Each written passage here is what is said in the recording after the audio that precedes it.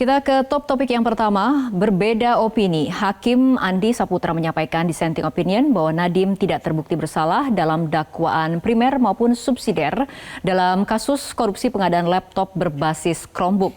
Nadiem divonis 10 tahun penjara dan denda 1 miliar rupiah dan tambahan uang pengganti sebesar 809 miliar rupiah. Hakim anggota Andi Saputra membacakan dissenting opinion atau pendapat berbeda dalam putusan perkara dugaan korupsi pengadaan laptop Chromebook dan Chrome Device Management atau CDM tahun anggaran 2020-2022 yang menjerat mantan Mendikbud-Ristek Nadiem Makarim. Andi menilai Nadiem seharusnya dibebaskan dari seluruh dakwaan karena unsur pidana tidak terbukti secara sah dan meyakinkan.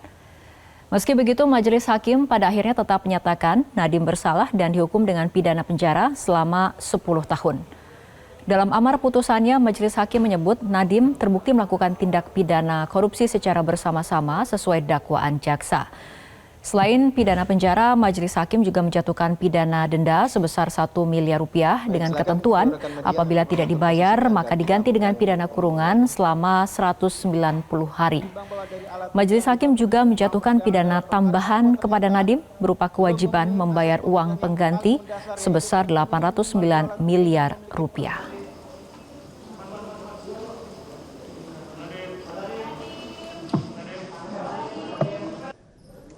Baik, sudah siap kita mulai. 1. Bahwa tidak cukup alat bukti yang meyakinkan atau setidak-tidaknya meragukan karena tidak disertai persesuaian dan kausalitas alat bukti yang terang benderang. 2. Bahwa tidak terbukti adanya niat jahat, mens rea, dan perbuatan jahat, actus reus, yang menjadi jembatan penghubung atau causal connection atau indikasi antara konflik kepentingan dengan kejahatan korporasi. 3. Bahwa peristiwa yang terjadi dalam satu waktu yang berdekatan, yaitu 1. Kebijakan pengadaan laptop, 2. Adanya kerugian negara, dan 3. Adanya penambahan modal saham Google ke PT Gotoh, adalah 3 peristiwa yang tidak mempunyai kausalitas kuat atau hubungan sebab akibat. Setidak-tidaknya bukan karena adanya perbuatan jahat, konflik kepentingan, atau perdagangan pengaruh dari terdakwa. Menimbang bahwa oleh karena terdakwa tidak terbukti secara sah dan meyakinkan bersalah melakukan tindak pidana sebagai didakwaan dalam dakwaan primer dan dakwaan subsidiar, maka terdakwa Nadiem Anwar Makarim haruslah dibebaskan dari seluruh dakwaan tersebut. Jaksa Penuntut Umum Cornelius G. Paulus menyebut putusan terhadap Nadiem Makarim 10 tahun penjara menjadi bukti tegaknya supremasi hukum. JPU menilai hukum tetap berjalan tanpa memandang jabatan maupun latar belakang seseorang. Jaksa Penuntut Umum mengatakan Majelis Hakim telah menyatakan Nadiem terbukti secara sah dan meyakinkan bersalah melakukan tindak pidana korupsi. Dalam perkara ini, Hakim juga menilai perbuatan tersebut dilakukan secara bersama-sama. Sebelum kami lanjutkan, silakan. Menurut Jaksa Penuntut Umum, putusan tersebut menunjukkan bahwa hukum merupakan panglima tertinggi dalam sistem peradilan. Oleh karena itu, hukum disebut tidak membedakan perlakuan terhadap mantan pejabat, tokoh publik maupun masyarakat biasa. Jaksa juga menegaskan berbagai tekanan maupun upaya memengaruhi proses hukum tidak mempengaruhi putusan Majelis Hakim. Hal itu menurutnya terlihat dari vonis yang dijatuhkan kepada Nadiem.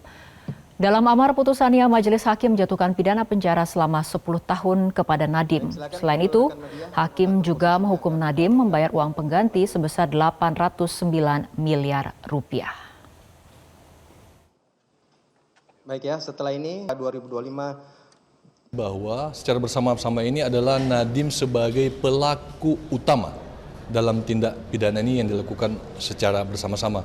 Beberapa hal telah saya sampaikan tadi, namun ada penegasan untuk rekan-rekan media sekalian, yaitu bahwa pada hari ini, teman-teman sekalian, putusan tadi telah menggambarkan supremasi hukum sebenarnya. Putusan tadi telah menggambarkan bahwa hukum telah menjadi panglima tertinggi. Kenapa kami katakan demikian? Karena dengan adanya supremasi hukum, hukum sebagai panglima tertinggi tidak memandang bulu. Siapapun dia, apapun latar belakangnya, apapun jabatannya, entah dia mantan menteri atau dia menteri aktif, entah dia tokoh agama, entah dia public figure, entah dia apapun latar belakangnya, hukum adalah panglima tertinggi.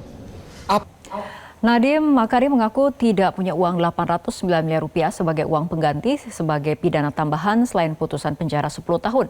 Nadiem mengaku uang miliaran yang terkuak di pengadilan adalah bukan uangnya. Saya divonis secara praktis 15 tahun. Karena saya dituntut uang pengganti 809 miliar yang saya tidak punya. Mereka tahu itu.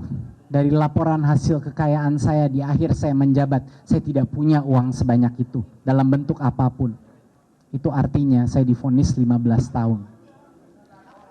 809 miliar itu tidak pernah menyentuh saya sekalipun. Sudah dibuktikan dengan dokumen, dengan saksi bahwa uang itu tidak pernah keluar dari rekening PT Akap, yaitu Gotoh. Tidak satu pun uang itu saya dapatkan, saya terima. Dan uang itu uangnya PT Akap dan tidak ada hubungannya sama sekali dengan Google maupun kasus Chromebook.